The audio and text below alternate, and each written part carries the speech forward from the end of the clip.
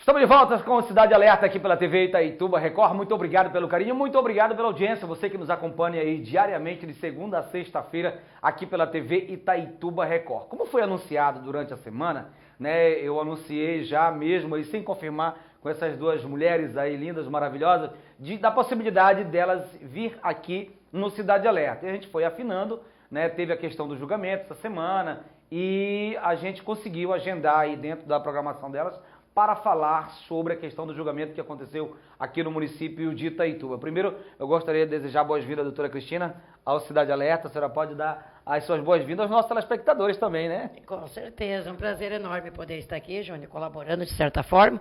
E meus cumprimentos, naturalmente, estendendo-os a toda a seus ouvintes, que levei na televisão, né? Seus telespectadores. Então, a gente está aqui justamente para esse bate-papo e agradece demais a oportunidade de poder trazer alguma coisa para que possa realmente colocar o povo a par do que realmente acontece. Doutora Josiane, seja bem-vinda aqui à Record. Obrigada por ter me atendido, ter respondido minhas mensagens também. Olá, boa tarde, tudo bem? Nós estamos aqui para esclarecer alguns pontos. Obrigada pelo convite, viu? Estamos à disposição, viu? Tá certo. Boa tarde aos telespectadores. Tá certo, aí. Obrigado, doutora. Então, só para nós entendermos um pouco mais a situação, a nossa equipe de reportagem, através do repórter Rizonaldo Melo, esteve lá até às 23 horas e 40 minutos lá no Fórum da Comarca de Itaituba e tem uma reportagem sobre o resultado desse júri que aconteceu aqui no município. Vamos acompanhar. A angústia que familiares e colegas carregavam desde a morte da advogada Leda Marques dos Santos, da filha Hannah Estela e da funcionária Ellen Tainara Siqueira chegou ao fim com a condenação de Dejaci Ferreira de Souza, acusado de ter cometido triplo homicídio em fevereiro de 2014. O julgamento de Dejaci, que iniciou na manhã de segunda-feira, só teve desfecho na noite de terça, quando ele sentou no banco dos réus e foi condenado a 42 anos, 8 meses e 29 dias de reclusão em regime fechado pelos 3 crimes cometidos. A leitura do veredito final foi feita pelo Dr. Mário Botelho Vieira, juiz da Vara Criminal de Itaituba. Em sendo aplicável ao caso a regra disciplinada pelo artigo 69 do Código Penal, concurso material, fica o réu condenado definitivamente a pena de 42 anos, 8 meses e 29 dias de reclusão. Regime. Em observância ao artigo 33, parágrafo 2º, a linha A do Código Penal determina o regime fechado para início do cumprimento da pena.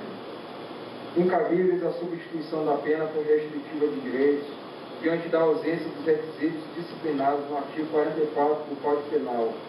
De igual modo, não há que se falar em suspensão condicional da pena, nos termos do artigo 77 do Código Penal. A condenação ela é justa. Houve uma confissão. É importante destacar que é um crime grave, que ceifou vidas, cessou famílias. Mas para a defesa, além de ser um julgamento justo, é preciso que tenhamos uma pena justa também. E alguns ajustes na pena devem ser feitos, Mauro. Alguns pontos que nós discordamos com relação à sentença, que devem ser revistos pelo tribunal. Mas no frigir dos ovos é importante entender que a Defensoria Pública, como um órgão público, teve hoje a especial missão de devolver à sociedade aquilo que a sociedade espera de nós: hombridade, seriedade e honestidade. Cada ato foi construído aos poucos e respeitando os atores envolvidos e, sobretudo, o desejo do denunciado, o desejo do réu Dejaci. Então, a defesa trabalhou para construir este resultado e, sobretudo, para a Defensoria Pública atingir o seu papel social. Então, foi um resultado, foi uma situação difícil, um caso difícil, porque permeado pela comoção social, por muitos sentimentos, e que tornou e que nos exigiu um maior cuidado na apreciação das provas, na defesa do réu de Jaci e principalmente na construção do resultado que nós tivemos hoje. Em seu interrogatório, o réu confessou o crime e disse que foi contratado por um valor de R$5.000 para matar a advogada, que na ocasião tirou a vida de mais 2 pessoas. O resultado da condenação não agradou muito a quem esperava uma pena mais alta. Nós esperávamos uma pena maior. Entretanto, o discorrer desse processo, surgiram várias circunstâncias que deram embasamento para o magistrado decidir desta forma. Está sendo reunida a acusação para decidir o caminho a tomar a partir de agora. A gente sabe todo o percurso desse processo e a gente sabe que era perfeitamente possível essas intercorrências, esse grau de pena, mas que será avaliado a partir de agora. Olha, uma situação que aconteceu durante essa semana aqui no município de Itaituba, e por que nós chamamos aí a doutora Josiane e a doutora Cristina Bueno? Primeiro porque elas são profissionais da área, acompanharam desde o início e além disso eram amigas, né, particular da doutora Leda. Então, doutora Cristina, eu gostaria de começar com a senhora. Qual é o seu sentimento agora com relação ao resultado desse julgamento? Para a gente expressar um sentimento, Júnior, é um misto de sentimentos que a gente acaba não sabendo, às vezes, nem explicar direito. Porque foi uma luta tão grande e o tempo, ele passou, esses 8 anos, eles passou, a gente sempre naquela angústia, eu me lembro perfeitamente que a primeira vez que quando a gente conseguiu, depois de muita luta, prender, né, o Dejaci, eu me lembro que me ligaram dizendo que ele estava chegando no aeroporto dali, iria para o presídio. A senhora vai? E eu saí para ir. E no caminho de ir, eu voltei. Porque parecia assim que era tão esperado, que parecia que quando aquilo chegasse, é como se a gente esperasse alguém voltar para casa. Então a sensação que eu queria era ver de volta o que eu não vejo mais. Eu não ia conseguir mais. Então aquilo parece que se tornou pequeno e eu me lembro que eu fiquei ruim e eu voltei para minha casa e eu não ouvi. Depois fomos na audiência, tivemos a presença dele, vi ele e ouvi, na época eu na condição que estava também na assistência de acusação, pela condição de presidente, e eu vi quando ele negou, ele negava assim, sem dúvida, ele não conhecia, ele não sabia, ele não era ele, enfim. Quando se chega naquele momento ali, que a gente já vem cansado, mas ao mesmo tempo com aquela expectativa de que o dia chegou, né? A sensação mais, acho que de todos nós, assim, foi a surpresa. Porque talvez nenhum de nós esperaríamos que ele iria assumir aquele crime. Doutora, mas, abrindo um parêntese, com relação, desde quando aconteceu o crime, né, a família, vocês, amigos, advogados, profissionais, imaginavam que teria alguém por trás ou aquela possibilidade de ter sido apenas um crime, pode-se dizer assim, cometido por ele ali, mas sem qualquer circunstância que envolvesse ali numa trama para cometer aquele crime? Júnior, se alguém pensou isso, eu não faço parte desse número de pessoas. Desde o início, então, que, assim, sabia que alguém tinha... Não, a gente sabia que alguém e quem. Ah, tá. Não, eu nunca duvidei disso, os colegas como Josiane, como os colegas que estiveram à frente naquela cruzada toda durante aquele tempo, não havia dúvida. Doutora, também um detalhe importante, que vocês já tinham conhecimento de detalhes que nós, da imprensa, ficamos tendo conhecimento depois, a população, por isso que vocês já tinham ali uma convicção? Exatamente, porque a gente sabia, acompanhava na condição de colega, ela de ser parte da diretoria da OAB como tesoureira, né, no ano de 2013 e aquele pedacinho de 2014, ela sempre com a gente, ela sempre, além comigo, ela era vizinha de frente, Praticamente a loja dela era quase diagonal com o meu escritório. Então a Hanna estava o tempo todo atravessando a rua, em época de Páscoa, levando os ovinhos, fazendo pintura, correndo ali pela Vitor Campos e pela Hugo de Mendonça, que era o dia a dia dela, entendeu? Então a gente sabia das discussões de casal, enfim, do que tinha acontecido, da separação turbulenta, de tudo isso. E outra coisa, como operadores do direito, nós sabemos que alguém não chega em algum lugar para matar alguém, para roubar e não levar nada do roubo. Quer dizer, não levou nada. Então isso aí não existia. Mas a gente trabalhou com todas as hipóteses. Agora, a tua pergunta, tínhamos dúvida? Alguém poderia ter. Eu te garanto que nós que estávamos à frente, ali junto, não tínhamos.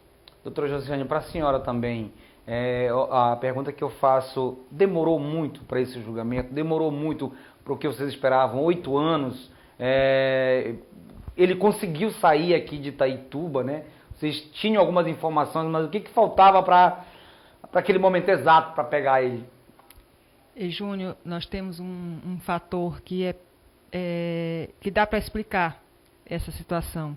95% dos homicídios no Brasil, eles ficam sem resposta. E, por muito pouco, este crime contra a nossa colega e a filha e a secretária não ficou também sem resposta. Por quê? Porque Dejaci era um andarilho, usuário de drogas, que cometeu esse crime e teve tempo suficiente para se evadir da cidade. E a polícia, a gente sabe da questão da insuficiência de recurso, de instrumento, de pessoal. A gente sabe que era uma situação quase impossível localizar o Dejaci. Graças a essa diretoria, a essa OAB tão atuante, nós nunca deixamos a memória da nossa amiga em paz enquanto não fosse descoberto. Então, a doutora Cristina encabeçou esta luta, dizendo que nós não vamos deixar inquieto e continuamos divulgando a foto do Dejaci por tudo quanto era rede social, por tudo Inclusive, quanto foi jornal. algumas montagens de como ele poderia estar, né, como ele poderia estar. Então, o que ajudou foi isso, esse fato de não deixar morrer essa história, entendeu? Então, esses 8 longos anos, foi isso que foi feito, foi uma busca que Deus também ajudou, porque o fato dele ter confessado num presídio, né? Pode encher a tela, Willy? Pode colocar um pouquinho pode encher a tela? Isso. Aí, doutora, pode continuar falando. O fato dele ter confessado para um presidiário essa situação foi o suficiente para que, como já tinham essas imagens divulgadas, como essa história trágica é impossível de não se disseminar em todo o país, é claro que conseguiram chegar até a nossa subseção aqui, essa história de ter localizado o Dejaci. Agora, dá para se dizer aí, qualquer uma de vocês pode responder, essa questão ali, né? Doutora, se ele não confessa, por exemplo, para um colega interno. Na verdade, ali nós contamos também com acima de tudo com Deus, né, Josiane? Ali foi acima de tudo com Deus, porque ele, naquele momento que ele estava lá, ele acabou dizendo que tinha feito alguma coisa errada aqui para as bandas do Pará. Em Itaituba, ele citou. E contamos também com aquela pessoa que estava lá e que acabou, de certa forma, nos dando essa informação. Tudo de uma forma até não prevista, né?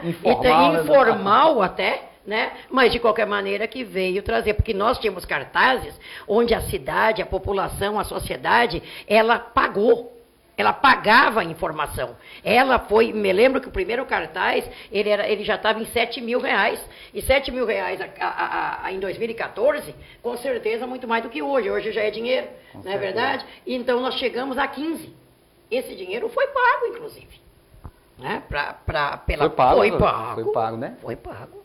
Agora dá para verificar essa questão, né, que houve uma mobilização, principalmente da OAB, né, como a doutora Josiane falou, que recebeu apoio aí da OAB no Pará, né, recebendo de Santarém, Belém. Muito. Santarém, nós tivemos o colega, o Birajara, que à época hoje já é falecido. O Birajara foi uma pessoa que vestiu a nossa camiseta.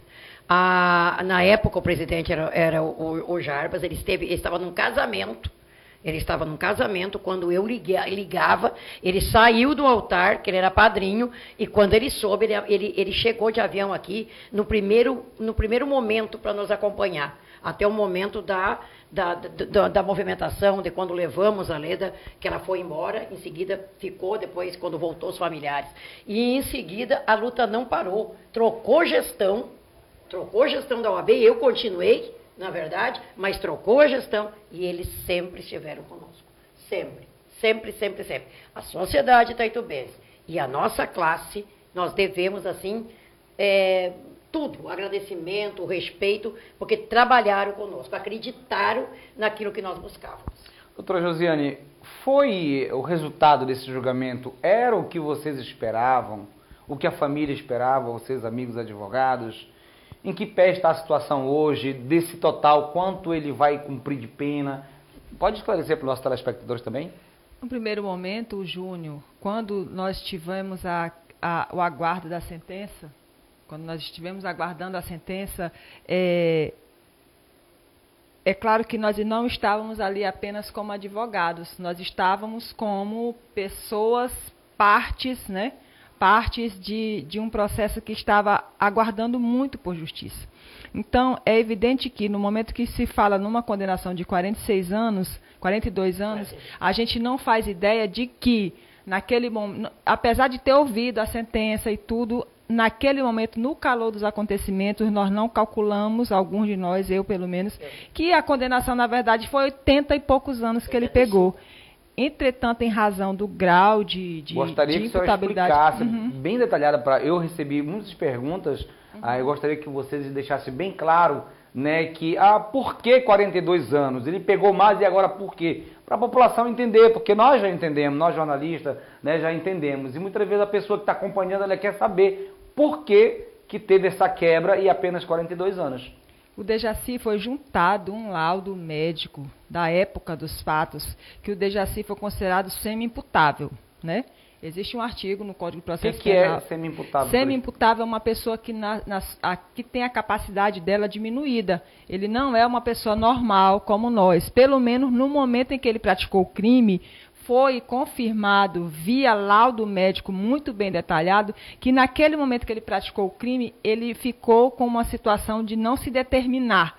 Ele não tinha condições de determinar, de parar aquela ação. E isso foi confirmado via laudo médico. Então, foi por isso essa questão da redução. Essa redução, ela se dá de 1/3 da pena até a 2/3. O magistrado, ao sentenciar, ficou na metade. Ele reduziu a metade. Ou seja, ao invés de 84 anos, ele pegou 42, porque 42 vezes 2 dá o quê? 84. A condenação efetiva do Dejaci foi 84 anos, entretanto, em razão da semi-imputabilidade dele, ele teve a pena dele reduzida.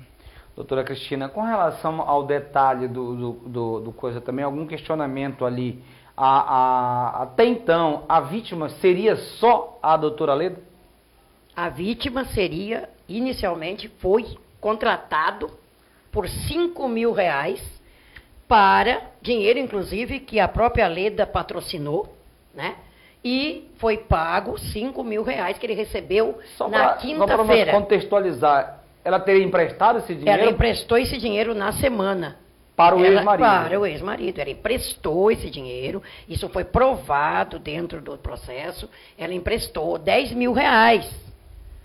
Aí a pessoa ainda ficou com 5. Né? E pagou 5 para que Dejaci praticasse o crime contra Leda. Tinha que ser no sábado pela manhã. Era necessário. Ele sabia, ele deu onde era o local. Citou que era em frente a uma loja, tal, que era a loja que era da Marilar, no caso ali, e do outro lado tinha um hotel que era do mesmo dono. Então, ele sabia onde é que era. Que bateu na porta. Quem conhece Leda sabe que a Leda não abriria a porta de manhã cedo para alguém que talvez ela não estivesse até esperando, que ela não soubesse que ela ia se mudar naquele dia. Ela ia fazer uma mudança da casa dela para o lado da doutora Paula, para a casa que é do Mário. né? Então, ela iria se mudar. É lógico que ela abriu a porta porque ela sabia que alguém iria ali para pegar um dinheiro, para alguma coisa, enfim. Só que o segredo estava no sentido de que na noite anterior, a Leda tinha combinado uma saída com o amigo. E a Raninha iria dormir na casa de uma amiguinha. E nessa história, que nada que se faz errado consegue permanecer errado e pela vida toda, Deus se meteu. E a Hannah não foi para casa dessa amiga, não foi. E ficou. Tanto que eu fui, meu marido, a Paula e o Mário, foi quem fez a limpeza daquele local, lá, pós elas irem embora. E a gente via, tinha o restinho da pizza na geladeira, as coisinhas que elas comeram, como é que estava. Então, elas fizeram aquele jantarzinho de mãe e filha, e a Hannah estava lá. E ele, claro, que uma pessoa que usa droga desde que se conhece por gente, que desde criança, álcool, né? E ele tem 2 nomes, que ele é o Snuff quando está bem, e ele é o doidão quando está doidão. Então, ele estava doidão, segundo ele mesmo falou. Ele estava doidão. Ele chegou, matou uma pessoa. Quando viu que pareceu outra... Ele contou essa cronologia para vocês? Essa cronologia de como aconteceu? Contou que bateu a porta, a Leda abriu. Ele disse que iria comprar umas peças para levar roupa para o garimpo. Aí ele disse para o juiz, teve 2 mentiras. Teve 2 mentiras, não foi, José? Teve 2 mentiras. Uma, que ele me falou que ela ia estar só. Que era só ela, não ia ter outra pessoa. E ela me disse que estava sozinha. Eu perguntei, ela me perguntou assim, você parece que está meio embriagado? Aí eu disse, não, mas eu vou levar para o garimpo aqui e tal, e você está só? Não, eu estou só. Aí como ele ainda diz assim, ela mentiu, aí eu já fui para lá, matei, e tinha outra, só que ele não diz que era uma criança, que era outra, até porque eu acho que quanto mais falasse, acho que mais pesado ficaria aquele momento. Mas que ele tem noção, isso não tenha dúvida. Doutora Josiane, com relação a essa situação agora, qual o procedimento a partir de então? Ele já está diretamente no presídio, vai cumprir, e agora um outro detalhe que eu gostaria que vocês também se manifestassem, com relação ao mandante. O que a senhora pode falar, qual a informação que se pode divulgar com relação ao mandante desse crime bárbaro? Bom, o processo deles foi desmembrado, certo? Então, essas provas utilizadas no processo do Dejaci, a confissão do Dejaci, vai ser pedida como se fosse uma prova emprestada, certo? Isso aí é perfeitamente possível no processo penal. O Altair, o processo dele está em grau de pronúncia, ele ainda está num estado menos avançado como o do Dejaci, que ele foi recorrendo e o direito permite isso. Hoje o processo dele tem que retornar para que ele seja pronunciado. O que significa isso? Ele deve ser mandado para o tribunal do júri. A sentença de pronúncia, ela diz que o réu tem que responder a tal processo em tribunal do júri. Nesta fase, ele deve, assim que ele for preso, ele sendo preso, os prazos eles são mais corridos, né? Passa mais acelerado o processo, tanto que o Dejaci já aconteceu o júri. E aí, a partir daí, ele responde pelo crime normalmente. O processo dele está em grau de sentença de pronúncia. Doutora, nós somos meio leigo no assunto, eu queria que você só contextualizasse isso pra gente. Aconteceu o crime, naquela noite mesmo ele foi detido e tal, tudo mais, depois ele foi preso, né? Ele foi preso, nessa época ele foi preso em flagrante ou por mandado de prisão. Outra coisa, ele saiu, quando ele saiu, por que ele saiu, né? Por que ele saiu? E agora, né, sendo que ele está nesse grau que a senhora falou ainda, né, em liberdade. Ele está em liberdade, ele saiu porque o que acontece? O processo dele ele estava um réu preso já há muito tempo, certo. Ingressou com recurso, chegou até o STJ. O STJ entendeu que a pronúncia dele deveria ser repetida aqui novamente.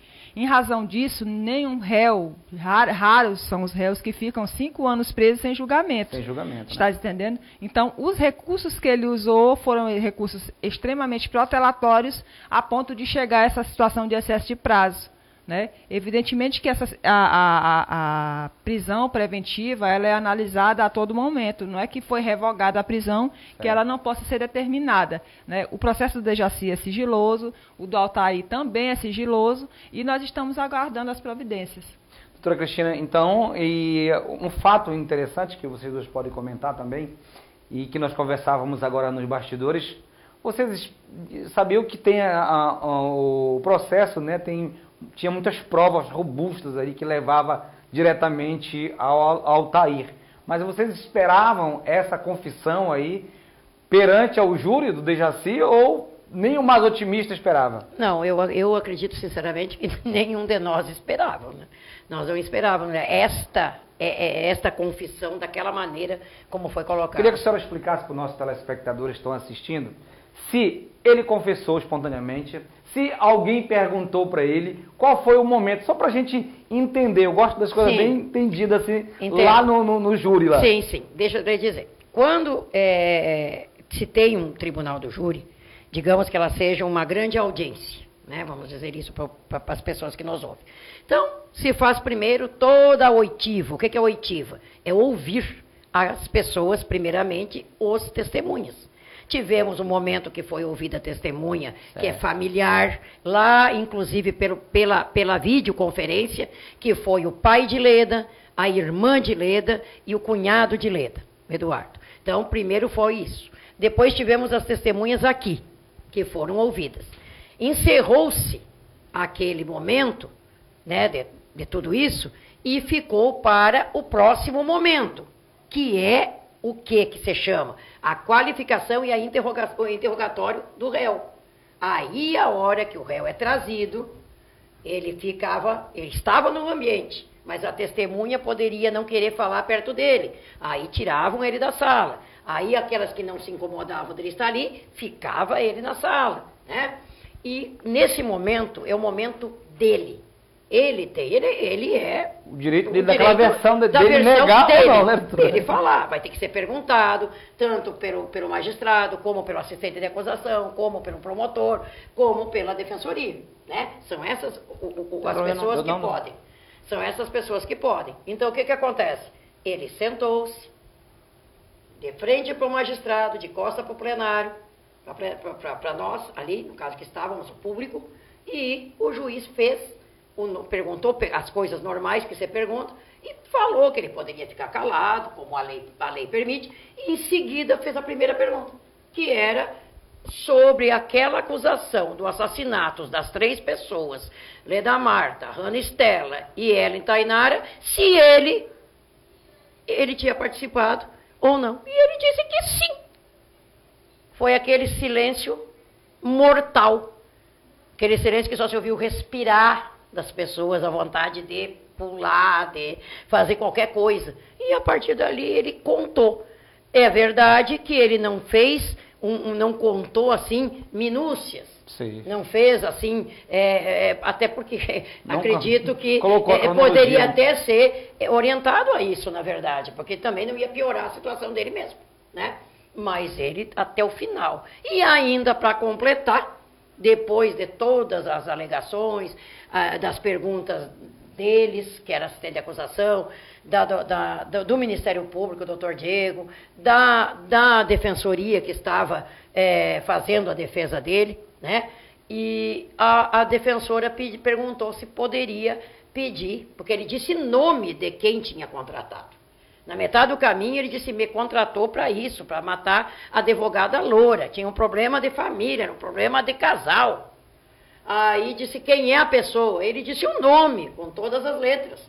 E aí a defensora, ainda numa última tentativa, eu acho que de comprovar que podia estar se enganando, perguntou se poderia colocar a foto para que ele reconhecesse, se ele reconheceria.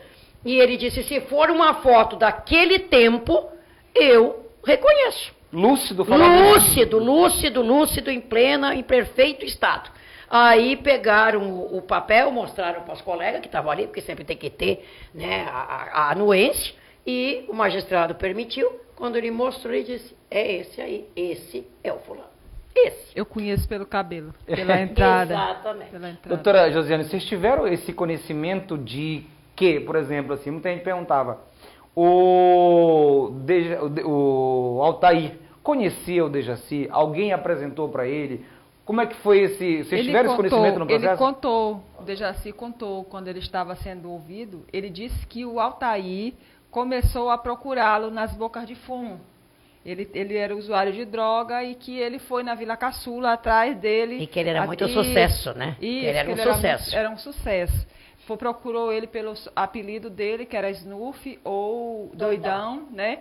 E aí disse que ele se sentiu até surpreso né? de uma pessoa estar procurando ele, e o Altair dizia que é porque estava procurando ele para fazer um serviço na fazenda, algo assim. E ele recebeu o recado e se encontraram. Altair o encontrou, passou o dinheiro para ele no carro, e R$5.000, e quando ele viu, já estava toda organizada, toda a trama, né, do homicídio.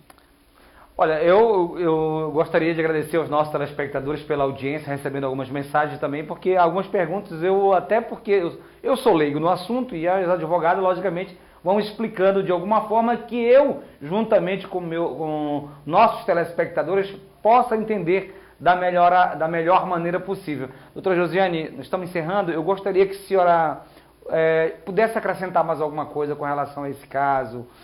O que fica de lição para isso? Né? Quais são ali as orientações da senhora como advogada, como mulher, que possa também, de qualquer forma, orientar as nossas telespectadoras, as mulheres aí que estão acompanhando a Cidade Alerta? A principal orientação é que as vítimas de violência doméstica denunciem. Não deixe para depois, né, doutora? Porque tudo começa daí. Leda teve a oportunidade de denunciar e, de repente, uma medida protetiva poderia ter salvo a vida dela, da filha e da secretária. Entretanto, em razão do constrangimento, por ela ser uma pessoa muito conhecida, ela não denunciou. Então, o primeiro passo, a primeira orientação é que, caso esteja sofrendo violência doméstica, criem coragem e denunciem.